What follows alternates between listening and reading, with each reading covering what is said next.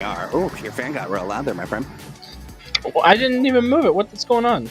I am back in the main timeline. How's everybody been? You know, we missed you. A lot of things changed. You didn't... I told you not to alter the future. I was in the future. You could have hurt me. Right? I tried to text you, but a different you responded. Yeah, that's Leet Zerk. She gets out sometimes. Well, folks, it's Mutants and Masterminds Monday, and what that means is that we bring some mutants and some masterminds together with Monday, and we add a little multiverse May, and it's mayhem. But a good kind of mayhem. Not the bad kind. A little chef's kiss mayhem. Let's say that one more time, my friend. So a little chef's kiss mayhem. That's right. You know what? I like that. I like that.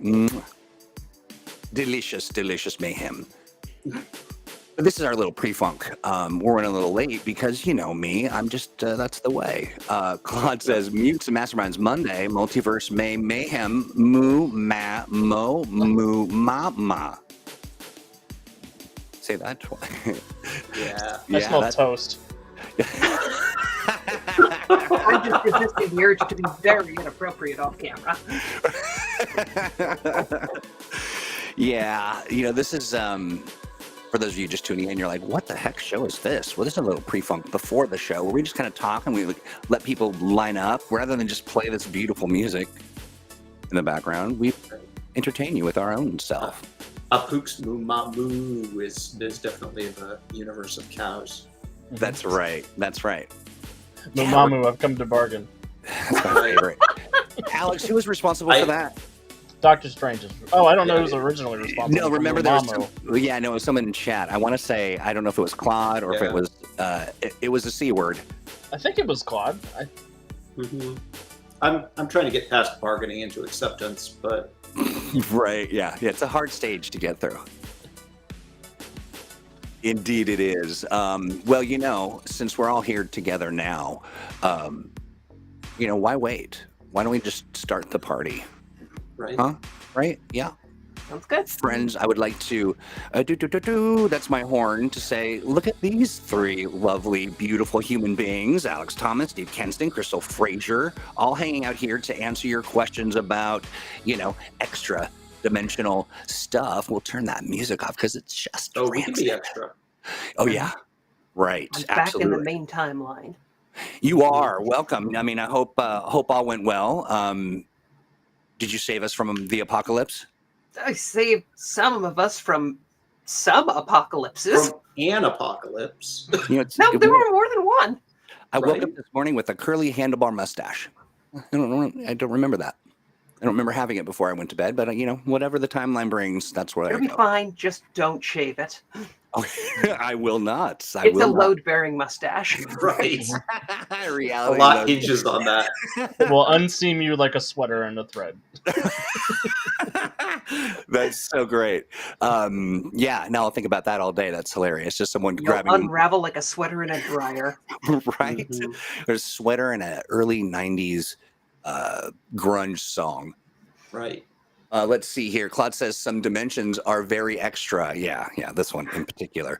Okay, so, you know, Crystal, we talked about this what if, and it's the idea of, you know, extra dimensional stuff, like we said in our promo, stuff that last week we brought you, you know, interdimensional beings into your adventure. Now we're taking your adventure out to, you know, other dimensions and things, right? Yeah. Well, I mean, we've talked a little bit about like incorporating weird dimensions like fairy universes or elemental planes or magical worlds or things like that. Or I guess, have we not? Maybe that's what we do next week. But you did go to the future. Right. I think some versions of us did. Look, I've relived this broadcast a couple of times now. It's gotten a little confusing. But the other big thing you can do with cross-dimensional campaigns is jumping to alternate timelines where what if one or two small things have shifted and how do you change that? How does it play out? And usually these are stories where, you know, your heroes get blasted into something that is not the prime timeline or the correct timeline, and they have to help fix things or set things right after something's gone wrong in the past. So we thought it'd be fun to go through the Earth Prime timeline, randomly pick events that we have our viewers roll for, and describe what happens if those events didn't happen or were changed radically, and how the heroes arrive and change things. I love it. Yeah. And apparently we are not broadcasting on Facebook. I'm futzing around with that right now. So if you take it away, and then I'll kind of mess around with this and see why it's not showing up. All right. All right. Fair enough. Well, I got the Freedom City timeline right here in front of me. Oh, that's the question I was going to ask you. What are some recommended reading or books that can help with this stuff as well? Well, if you're going to be jumping through, timelines and having some timeline available for your setting, we have a very detailed one in the Freedom City source book. But the Time Traveler's Codex would be a handy resource because it kind of discusses how timelines can work and what changes. But yeah, I think those are the big ones. Yeah, pretty much. Nice. All you need to get started. You can use your own setting even. You just need to spell out a couple of major events in the history of your setting and, be willing to figure out what happens if those are solved differently or things go horribly awry. So, yeah, let's get chat rolling some D20s for us. Right? Yeah, break out those D20s. Okay, chat, we need 2 D20s. But you have to prove. It's proven. Well, I don't considering actually you have don't know any what you're dice. rolling for, it's going to be hard for you to cheat. True. Very true. They're all scrambling to find D20s, aren't they? Right? They are. I mean, They are. come on. People, you don't have your D20s close at hand? Right I in don't your have pocket. any. I can't criticize. All right. You get a 16 and a 4. 16 and a 4. I knew Calvin would be one of the first people. Of course, because Calvin's on top of it. Now, friends, if we get mysteriously disconnected, we'll be right right. back. So, 1999, December 31st, the Freedom League defeats the Millennium Bug and his Y2K drones, preventing the long-feared millennial shutdown. Mm-hmm. No. So, that's a pretty easy one to figure out how the... What or could a have pretty gone easy wrong one to there? what if, because that kind of gives us a world that is ruled by Millennium Bug and his Y2K drones. Right? Which also means you get to make up a new, Cosmic Emperor style villain, who is, since we've never statted up Millennium Bug, Nope. I'm thinking, Hear me out. Millennium Bug infects Daedalus's armor, and we get Emperor Daedalus, quote unquote, or at least the corpse of Daedalus riding around in his armor that's been possessed by Millennium Bug. Millennium Daedalus. Mm. I was also thinking, got our robot archetype, if you want to go with something pretty straightforward. Yeah. But I actually really like Alex's solution better. Maybe we just have Millennium Bug infect and take over every tech superhero and supervillain from the setting. Right. So Kid Robot, Talos. Talos, pretty much and the all whole of Foundry, for that matter. yeah, all of the Foundry. Oh, Ultramarine. Yep. would Ultramarine. Ultramarine or Kid Robot have their They might not exist in year yet in 1999. 2000? That's true. They probably weren't even around yet. Yeah, the Furies 3. Yep. So yeah, it's a world where humans have been, let's generously say, under the rule of a computer tyrant. Mm-hmm. Is Dr. Adam a computer yet in 1999? He is. He is. So, he's either taken over or he's somehow hidden away somewhere in the internet, and is secretly helping to lead the rebellion against the, Oh no, I'm thinking Beautiful Freebooter leads the rebellion from the Mm, Crime yeah. League. Mm-hmm. I wondered, kind of dipping back in ancient Mu Mammo history, if you remember, there was a digital, was it a villain? I can't, but it was the chat. Oh yes. Oh, yeah, the chat could be a villain here. But it'd be kind of neat to jump into this timeline and have to team up with the Crime League. Mhm. Right. Because Millennium Bug defeated the Freedom League. They're gone. Right. So for those of us who aren't super familiar with Millennium Bug, is it just nobody sort of is. Nobody is. Make Millennium Bug anything you want. That Okay, reference in the timeline is all we know. Nice. Okay. Yes. So Yeah, I say sentient computer virus that's taking over all the tech heroes and villains. Yep. So, And Millennium Bug can't talk; it can only make router noises from the '90s. oh, Really angry sounding ones. Star Knight would probably be taken over. She relies on that power Yeah. armor. who's Max Yep. Mars in the Power Core? Oh, Oh, yeah, yeah. Power Core would be like frontline enforcers. Yep. Maximilian Mars at the time. Well, no, Max Mars got out of the villain game in the 1993 Terminus invasion. I was going to say well before Yeah. that, but But he's still what's got his left of- commander armor, which might I was have gonna gone say, rogue. his commander armor and eventually what becomes Scion might be, around in that, essentially turning his commander armor into a killer robot. But yeah, this could be Devil Ray's probably turned, or at least Devil Yep. Ray's armor. Yep. But of course, he's the only Crime League member who relies on a lot of tech. Yeah. Imagine if he Dr. ditched his Simeon armor and be a like sleeper? accelerated his Deep One Mm. transformation. Maybe. Yeah. Dr. You know- Stratos relies on tech, but all he has to do is get rid of the bands. Right. His powers don't rely Yeah. that heavily All on he has to do is give up all his powers, and that's totally something Dr. Stratos would do. Stratos is capable of. Mhm. Hey, real quick, I want to give a shout out to folks who are hanging out in chat, fresh out the box. Hey, friends. Gene says, what if the only way to fix this Earth is to do something like save Nixon? What's funny is I read that as Netflix. Well, it could be a fun setting where, yeah, you basically have to knock this Earth back to the 19th century to save it. Right. Wipe out all the Oh. computers. Oh, I love that. Yeah, you've basically got to do the big supervillain thing of wiping out all the computers on Earth. Right. John know. asks, how did the computer intelligence affect Emerald City? Now a haven for heroes and villains? Or yeah, interesting. I mean, the question is, I mean- would Millennium Bug immediately take over? Not Argus, Aegis. Aegis. No, Yeah. our Contagious. Telex. Argus.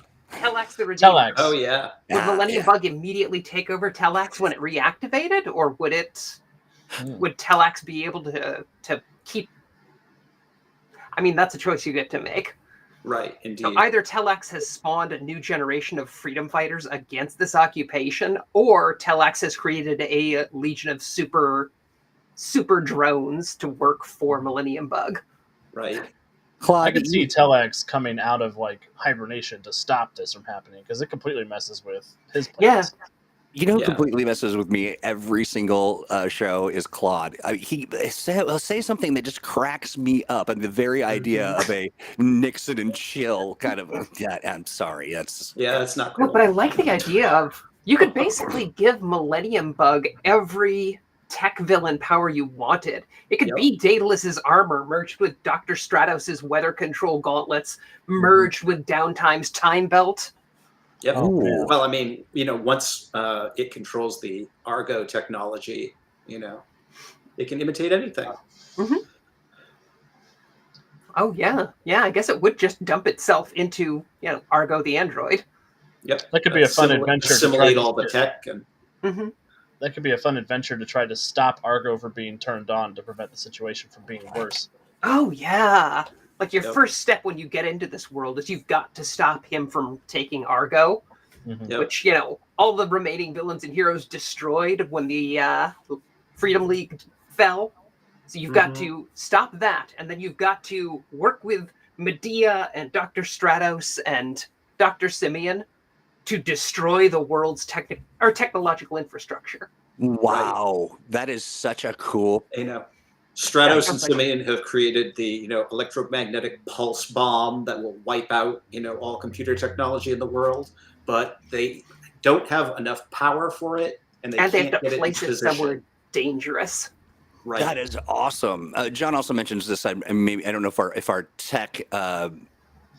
So then the Huntsman armor can travel through dimensions. So is Huntsman's armor magical or it's technological? tech. Technical. But Huntsman's interdimensional, so Yeah. It depends on whether or not Huntsman ends up visiting this dimension, which would definitely prove to be a problem. yeah, and it's entirely possible Millennium Bug can't transmit a signal like outside of Earth's dimension. Right. Ooh, I Yeah. like that. I It's like outside of its service area. that. Right, it's too far It away needs from the tower. it needs a really robust cellular network to survive. That's right. Right. That's right. Which ironically it prevented from being built by taking over all the technology in 1999. Right. So being kind of a noob to the timeline, Mhm. Claude mentions. Yeah, poor Oh Megastar. yeah, poor Yeah. There Megastar. seems to be no cannot timeline catch where a he break. fares well. Mm-mm. So, I could see the rest of the Star Knights putting Earth under a quarantine too. oh Oh, yeah. With one Star Knight going down. They can't let that spread to the rest of the Star Knights, Oh no, if that thing gets into Mentor, Yeah. The whole The universe is universe has doomed. got a problem. yeah. All right. So, do we want to try a new one? Yeah. Who wants hit us to up. roll more d20s? Yeah, I just love how much that came from just 2 D20 rolls. Yeah, right. Now, so there's some other, here's the thing. When tabletop role players need to communicate something, it's never a sentence when they get excited about something. It's just like because they Big get, block of text. that's right. So it Come may on, not all come on, pop chat. up. Roll them bones. Roll them Right. bones. Roll that beautiful bean footage. All right. We got a 12.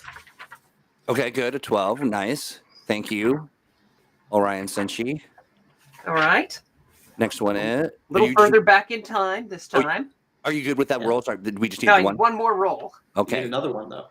Got a 12. What else? Need to Everyone's lock in like, these coordinates. The time machine's broken. Troy, surely you have a d20 you could Well, roll. I'm looking at it right now, and it's across the room. And a 1. Calvin, One. how very dare! 1974. Fletcher You- Beaumont Jr., in recovery from alcoholism, claims the mantle of Bowman, training former gang member Ethan Keller as the new Arrow. The White Lion leaves the Freedom League, returning to Dakana to assume his responsibilities as king. Mm. Okay. We have 2 possible things to play around Yeah. with. Yeah. I mean, you could always have it where Fletcher Beaumont didn't get his act together. So we Right. don't have Arrow, and then White Lion feels pressured to stay on the Freedom League Right. and not really do anything to support Dakana, which probably leads to a coup back home. Yep. Or, hear me out, democratic elections. That sounds fake. No, hear me out. Dakana goes full democracy, stops their isolationism, becomes a world leader in technology. And now, by the time you get to the year 2022, hmm we've basically got a cyberpunk future ruled by Dakana and its Crystal Empire. Right.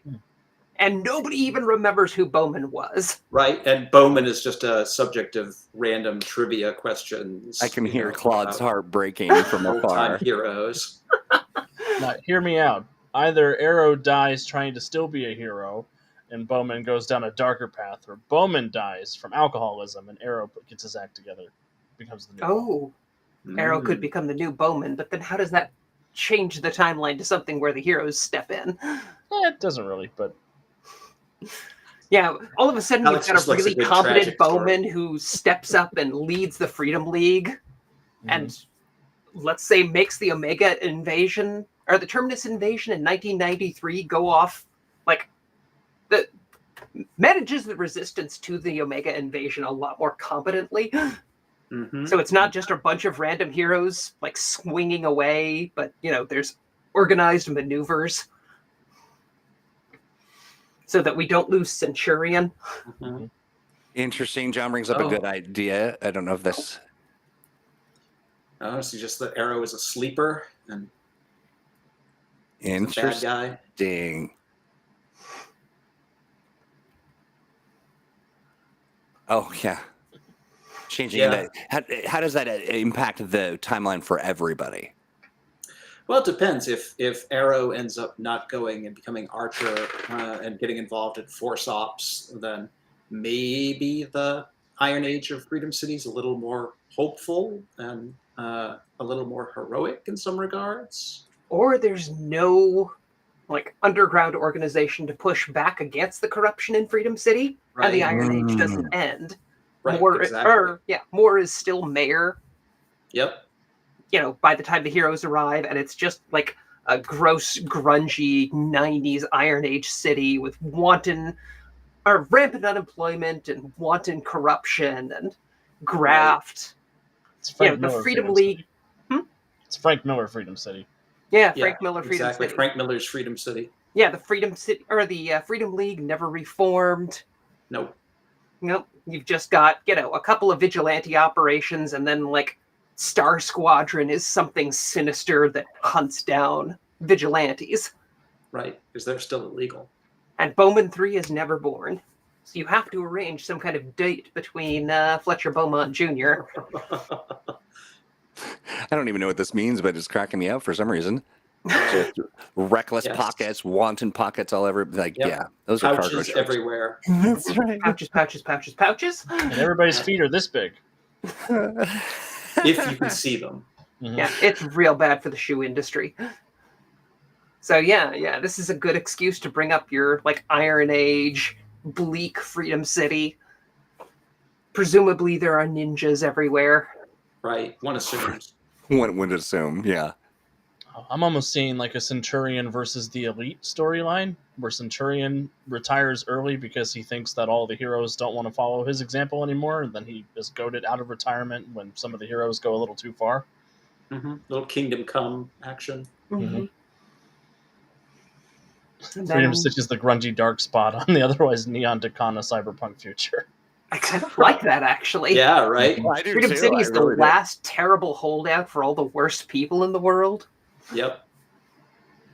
New Jersey in general, I guess. Yes. Looking at it. That would make the whole Freedom City riff very ironic. You know, Jonesy, this is a little too much like this timeline. The ninjas are everywhere. We just can't see them now. No, just a hedge. Just Yeah, I was going to say, I'm reminded of the gag from The Tick. It's like, honey, you just hit something. Calm down, honey. It's just a ninja. It's not like I hit a collie. Right, it's not like it was a dog or something. I like it. All right. So yeah, Okay. yeah, I like this. It's a good Yeah. excuse to break out your like grim and gritty Iron Age sensibilities. Yep. Give everybody machine guns. The heroes have to track down the various superheroes who should be on the Freedom League and convince them to, discover their optimism and their hope for the future and bring out the best in them and bring them all together. Take up the fight again in spite of their bitter cynicism. Yeah, a lot of them probably just never got involved. Like Siren used to be a hero, and now she's, off doing her own thing, probably still ruling Atlantis, and you've got to track her down. But like Centurio is probably in hiding. There was no Claremont Academy to help her train up, so she's probably just keeping her head low or her head down to avoid any notice from Omega. Is there even a Lady Liberty in this scenario? Probably or do you have to prompt the spirit to pick Or do you have to inspire the new Lady I was gonna Liberty? say, you've got to track down somebody and inspire them to be Lady Liberty. Claude, yeah. Okay. And Claude's right. A future without Bowman 3 is a bleak timeline. Yes, apparently it all hinges on Bowman. Yeah, it all comes back to Bowman. All right. You want to do another one? Yeah, hit us up with another.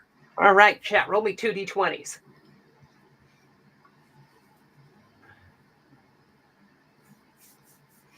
Let's see. While we're waiting for those to roll up, Aura says, okay, what about editing personal timelines too? I have a soft spot for the timeline where the heroes or one hero in a team ends up in a world where they were never born.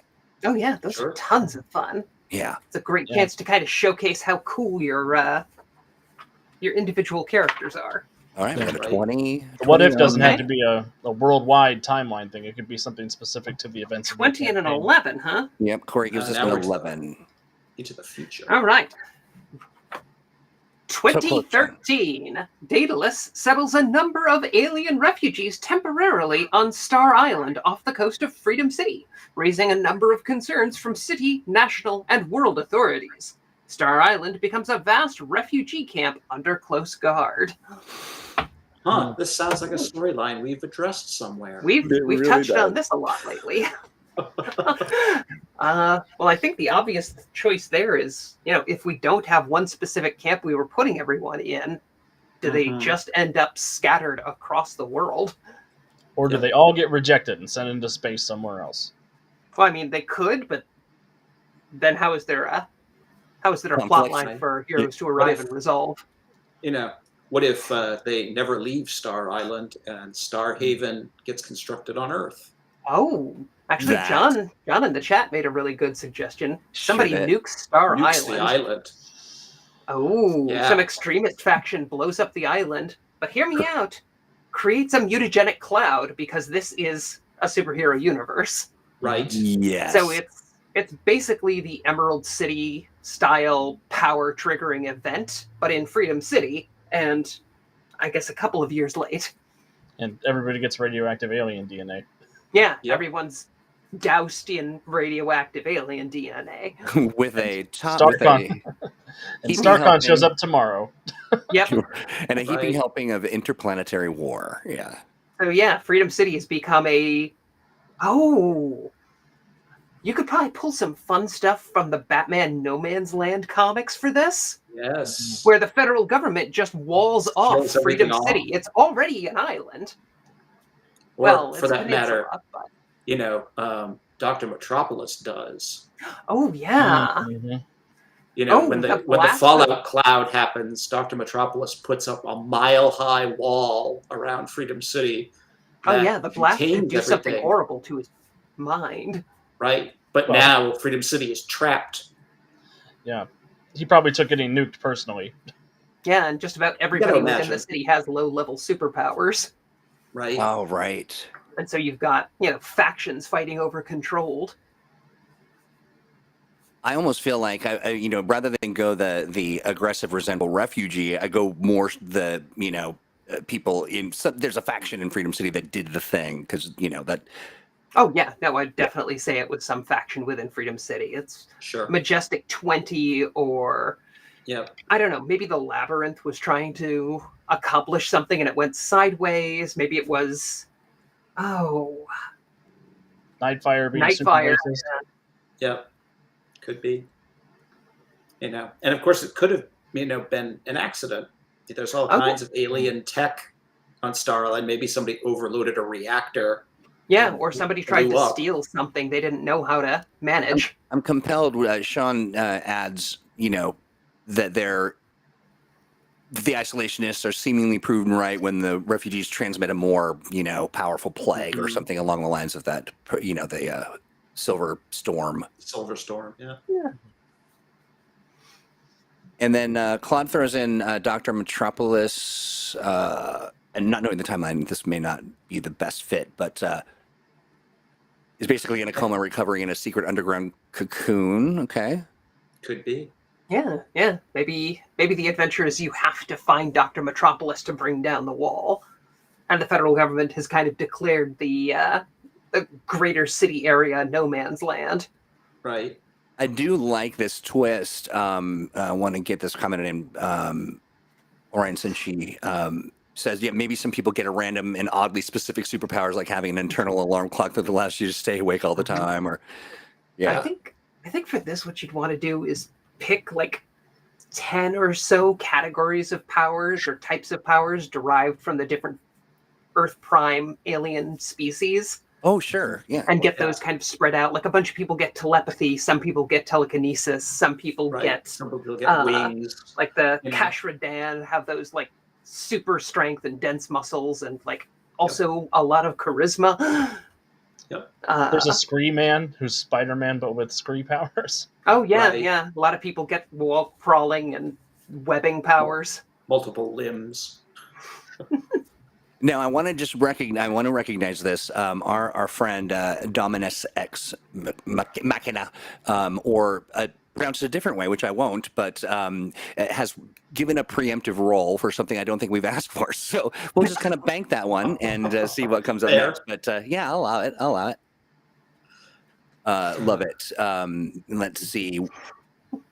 Gene's asking, yeah, Gene, we'll update you at the end of the stream if there's news to share. That's so mean. Let's see. Oh, here we go. Okay, yeah. Totally picture a splash page with "To wake Dr. Metropolis" across the top, or across the top in big pointy letters. Getting into the vibe, I like it. If we want to go all Jeff Johns on the thing, Dr. Metropolis could be lying within the tomb of the Scarab underneath, the city. Yeah. And something about the Scarab's reincarnation could play into the whole thing. It is a city reborn. Right? Neat. I love it. All right, well, so what's next? Well, we'll use we that got a 10 that was 5. rolled for us. Yeah. Anybody want to roll a second one? All right, we'll give you the one, and we'll ask for a fresh roll from the chat. Warm up them D20s. Just going further and further back in time. I know, right? Man, Troy, we gave you a chance to run over to get that D20 across the room. I'm so enamored with chat that I keep forgetting to grab it. And also, so I stretched over and I grabbed it, and then I just dropped it on the floor, and so I'm having some motor skill issues today. Curse your incorporeal body. Right, it just falls through my mist. No. All right. We're in the Silver Age with page 10. Yeah.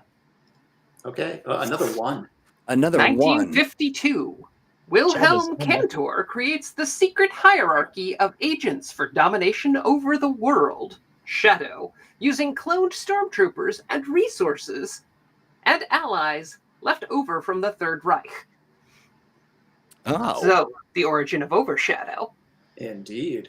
So maybe he decides to just not do that? well, I can't be bothered. We don't have anything for the heroes to do. They arrive here and they're like, well, this seems nice. Yeah. What, are there any supervillains? Oh, yeah, a couple of them. Let's just stay here. Like Shadow? Who's Shadow? Right? Never heard of him. Let's suggest that they become under Shadow instead? Is that, he doesn't use clones. He has a recruitment drive, and the players get involved in that. Yeah, I think the two things we could really tweak here are he uses some different technique to amass power and gain followers, or two, instead of becoming a supervillain, he sees the error of his ways and becomes leader of some kind of like positive super spy agency to try and amend for his past crimes. So then Shadow becomes like a worldwide policing organization. So what if Cantor instead, in sort of an Operation Paperclip sort of scenario, gets recruited by American intelligence after the war and becomes an advisor inside Aegis? Yeah, hear me out. William Cantor, Agent of Aegis. Agent of Aegis.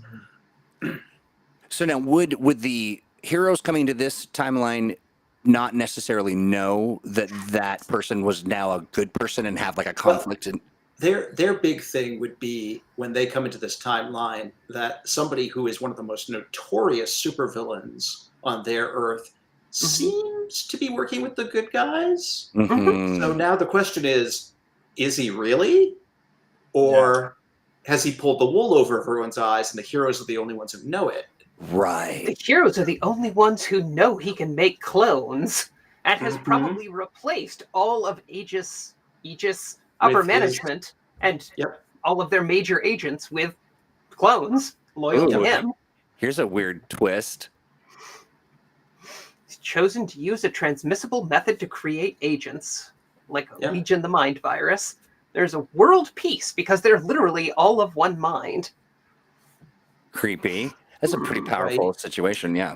You could definitely start with like the early stages of that. Yeah, I might Yeah. make it a slower process, like an indoctrination process, where he's got to like strap you down and inject you with like Hmm.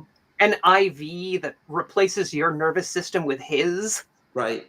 I mean, Yeah. the early technology that he's using to upload his memories into clones. Ooh, Maybe he's, making sleeper agents out of regular people, so that he's slowly taking over. Oh, like the Omega Mhm. Sentinels, except Right. organic.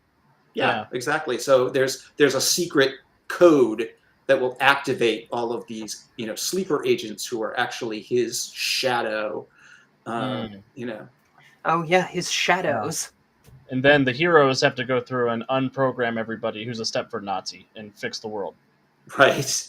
Yeah, Right. and you don't know who he's gotten his hands on. It's a great way to play out a conspiracy thriller that, threatens world governments without actually upsetting all the world governments in your home campaign. I love that They- too. They land in this world where Aegis really has its act together and is, brought world peace.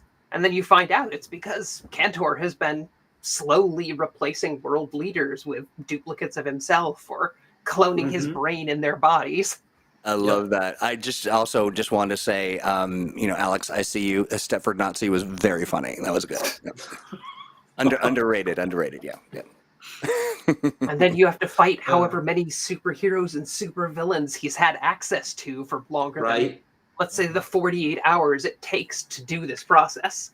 I could also imagine there being some kind of a discovery moment where you just see this, sort of almost like an underground lab with all of these, I don't know, machines that are pumping in, stuff so that these people get clones or whatever, or these, all the heroes get taken over, and that'd be a fun reveal. And you realize that he's had years to do this. He's been, yeah, exactly. You know who'd be a good local contact for this? Foreshadow. He's literally Yes. the only guy who can see it all coming. Right. But in this reality, he just sounds like a crazy He conspiracy just sounds like a theorist. crazy conspiracy theorist who claims he can see the future. And maybe even seeing that, like exactly, and this pops up in his, wild ravings. Well, especially if he's like accusing him of being Shadow, and his name is Foreshadow. Foreshadow, right? Oh, Shadow and Foreshadow. Shadow. I like Yep. You're so obsessed with me, bro. Oh, because he's the herald of what's to come. Right. I love it. That's great. Good Would we drop stuff. the heroes in like modern day, or would we take them back to a different decade? Oh no, at the modern beginning of day. this Cantor's process? been doing this for decades. Oh, he's been the target of the Patriot program instead of what's his name? So he's in an immortal robot body that has superpowers now. Right. Absolutely. Claude, we are not saying that. That is not a real thing. It is absolutely not a real thing. You can't trick me, Claude, twice on the same stream. That is awesome. I love this. And so we really hit our stride. We're warmed up. This feels like we're ready. Do we want to kind of jump to another one, or we are? I saw an 18 earlier. Yeah.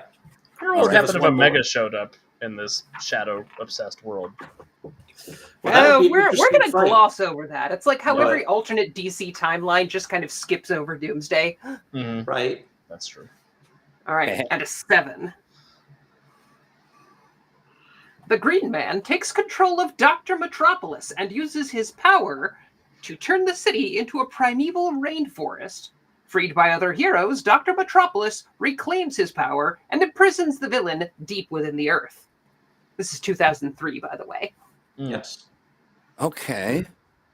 Is it wrong to say maybe the Green Man was right this time? Right. I mean, this could be a scenario where Dr. Metropolis, is enlightened by his experience with the Green Man, and we end up with a Captain Planet. They merge into a single being. Green City. Green World. And you have a whole sort of solar punk, kind of Freedom City, Oh, Yeah. I like that. Yeah, basically like the Green Man and Dr. Metropolis merge into one being, and their different perspectives on the world are kind of at war. So sometimes he's an incredibly benevolent ruler who, provides and gives, this beautiful life to citizens. But then anytime somebody speaks out against him or tries to change things or anything like that, walks on he the crushes grass. them. Yeah. Right in the compost pile. Ooh, I like that. I was thinking of like how it can affect the timeline, and I was looking back in history for 2003, and the do not call list starts. So maybe it didn't start, and everyone's just getting a lot of telemarketing calls. Yeah, you've got this city where, everything's been replaced by living structures and green technology, and everything's just a living extension of its god king. I love that. And they This is create another- the candle sword. This is Sorry, probably Chad. another setting where probably another setting where the federal government has either kind of backed off or isolated the city. Yeah. I don't know. How does the government respond to something like this? Yeah. I almost feel like it would have to be teams of technological heroes and villains trying to usurp that world back into the normal order of things, rather than the government being able to do anything about the Green Man and Dr. Metropolis. Yeah, and Dr. Metropolis has complete control over the city. Green Man can process or transform human beings into super beings or grow Right. exotic life. See, I'm never sure in this gig if what John's saying is just funny or if there's a No, character Green out Man there. actually has a weakness to To defoliant. defoliants. I see. But then you get into the unfortunate situation of, do you wipe out the entire ecosphere on Earth in order to try and stop him? Yeah.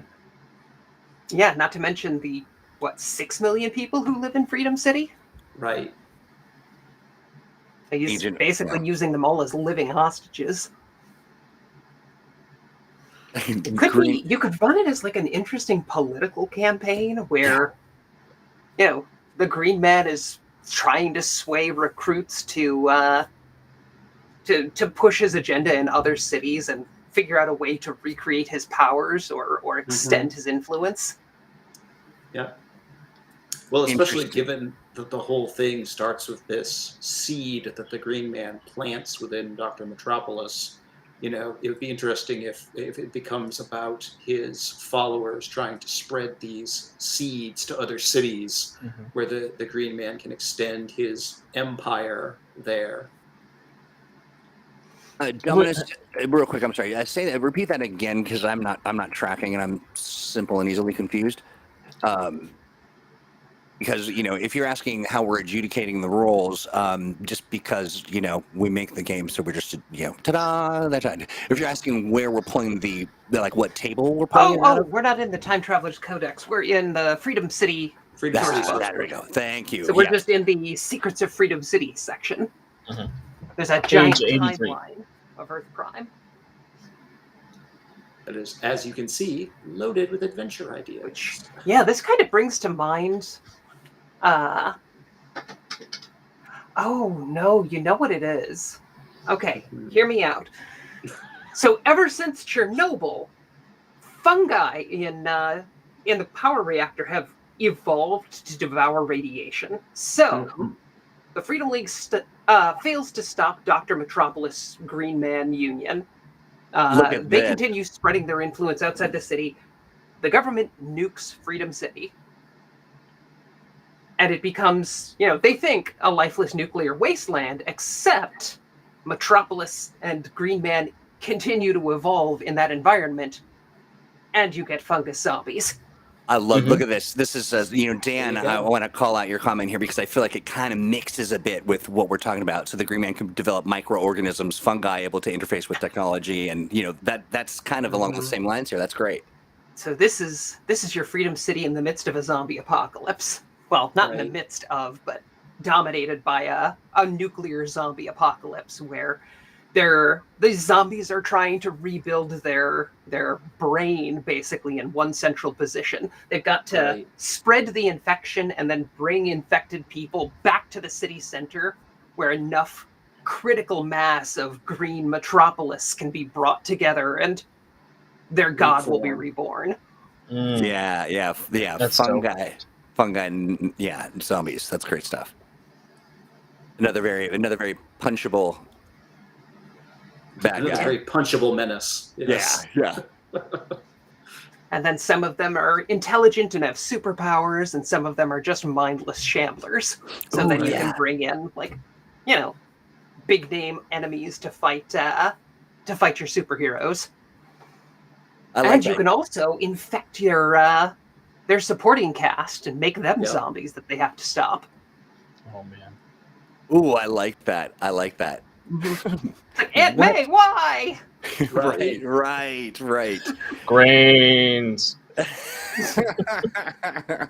Vegetarian zombies.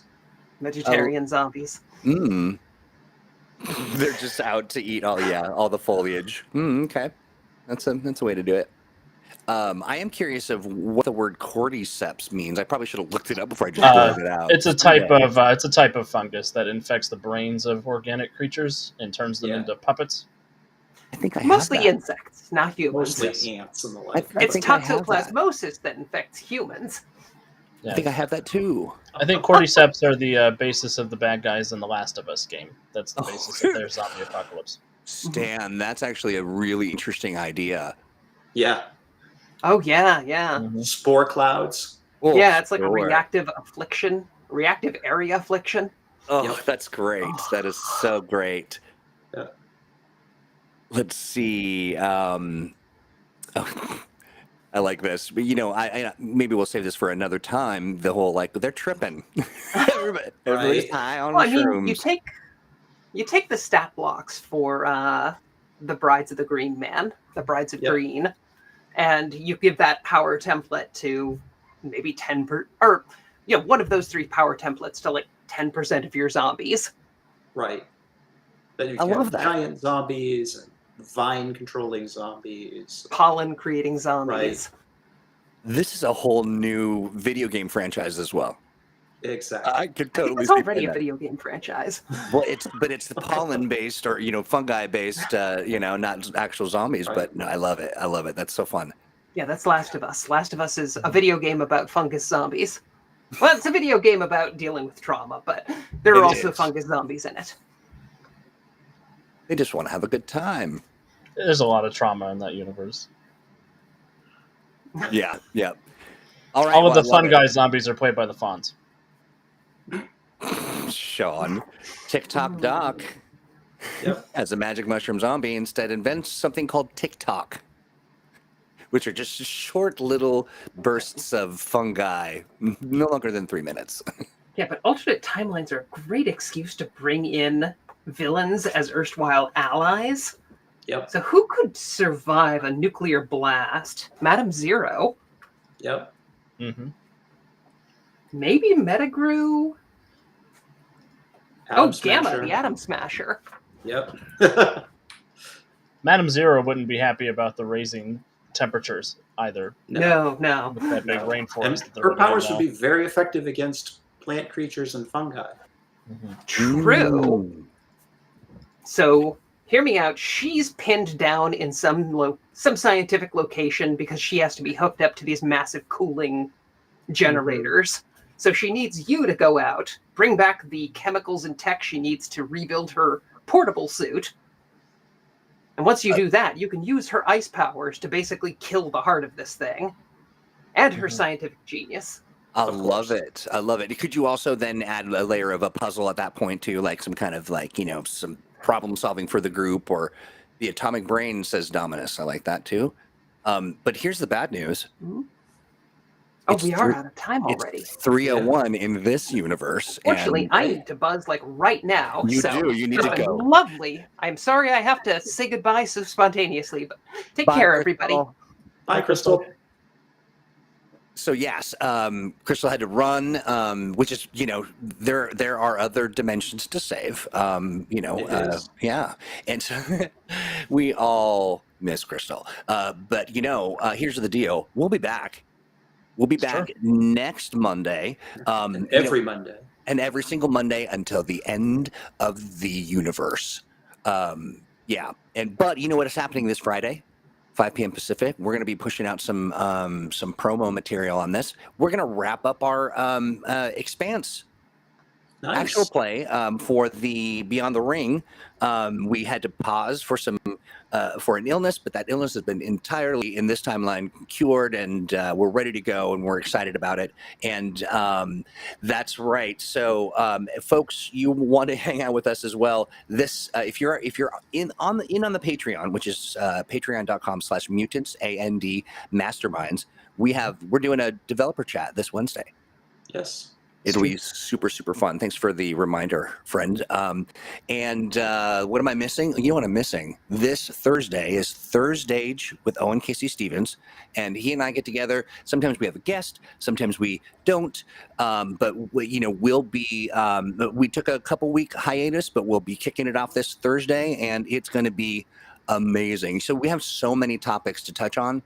That I'm going to let it be a surprise. It'll be something amazing. I assure you. A lot of good stuff coming up. Super, super good stuff coming up. Oh yeah. The other thing too is you are going to want to check out our new Patreon. We just launched it. It is Twilight Accord. It is phenomenal. The community is growing. Gangbusters, very excited. They just made a decision, Steve, didn't they? Yeah, I hear that they have voted on their preferred subclasses for us to start releasing for playtest. Nice. Yeah, that's exciting. And that's another benefit of the Patreon. So if you want to check that out, we've got some articles that you will see if you're general public folks, but you can go to patreon.com/Twilight Accord and check it out. It's going to be awesome. I'm very, very excited about the community. I'm excited about what it is all about. And, I like that any kind of a opportunity to sort of center queer voices and get some of that good tabletop role play, stuff. And Claude, because we are providing something for literally every day of the week, there is in fact an M&M actual play coming this Saturday. That's right. And I will be running a new multiversal adventure for that. Which folks are welcome to watch, but you know who gets to be in it? Our Patreon patrons. member. That's right. Yeah. And we will share more detail about that, links and all the good stuff moving forward. But you know what? It's 3:04. I know we started a little late, so I was, kind of okay. But I'm going to tell you, I've got so much Patreon work to do that I got to run. Right. I have one thing I want to talk about. Just going to say, Go for it, Alex. On Saturday, Origins event registration opens if you're going to Origins Gaming Convention in Columbus. And my events are available. I've got lots of Mutants and Masterminds if you're coming to that convention and would like to play with me. I was going to say, Alex, before we jumped out of here, some bad news. You're running 1,000 games at Gamescom, and they're all eaten up. Surprise. That's fun. Yeah. Okay, I'm here. Hey, I love it, my friend. I really do. And, given that we are, our freebooter program is shifting a little bit, having you out there doing the thing is amazing. And, and if you can't join, you can watch, right? Yeah. Can they hang around and sort of see the thing, or do they have to Not at. I mean, they can come hang out at the convention and watch if they want. It won't be broadcast anywhere. No, that's what I'm saying. Like if you're at the convention and you're hankering for some M&M, and here's a cheeky thing though. If it does sell out, I usually have one extra character I keep hidden in reserve for people who want to walk up with generics. Wow. Is there a password they have to use? Just say you want to play Mutants Masterminds. You can sit down and play. I love it. I won't police it too much. Yeah. And so do you know exactly, what, look for Alex. He looks a little bit like this on screen. You see him? That's the face you're looking for. Yeah. And he's just a kind of a torso that floats around. Mm-hmm. No legs. M&M. No legs. Steve, how about you? You have anything going, cooking, things you want people to check out? Well, folks should definitely take a look at the Twilight Accord Patreon. We're really excited to start rolling out content on that, especially the playtest content and some more of the excerpts. And check out the actual play this weekend. I'm hoping it will be fun. Yeah, yeah, and Gene, I know that you're very keen on some news on releases for Mutants and Masterminds. I we have something. Can we talk about it? I know it's in the works. Well, we have a new astonishing adventure coming out soon. TM, probably the next week or 2 weeks, depending on layout time. Yep. We just got back Terror from the Skies from editing, so I'm taking my final pass at it, and then it needs to go to layout, and it'll be out. Alex, the Terror from the Skies, it feels real familiar. I believe it's a legendary author and sort of force in the Mutants and Masterminds canon.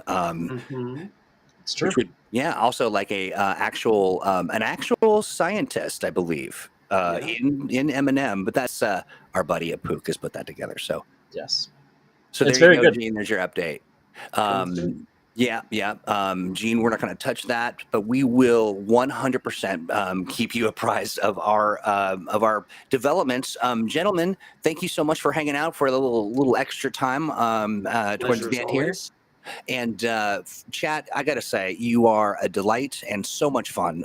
Really appreciate the support and you hanging out with us. Do me a favor, just one little thing. If you're hanging out wherever you're at, take a look at your platform. Are you on Facebook? Are you over on Twitch? If you're over on Twitter, give that tweet a like. But yeah, give us the thumb or the star or whatever it is. If there are multiples, we want them all. Just give them to us. Take a minute, watch a video, leave a comment, say hello, do some stuff that helps that algorithm push our stuff up to the top. We are growing by leaps and bounds in the area of streaming, and that is all because of your love and support. So thank you for that. Yeah, with that being said, my friends, have a great rest of your week. Thank you for a wonderful Monday, and we will talk to you very soon. Bye, y'all. Take care, everybody. Bye, everybody. Rough.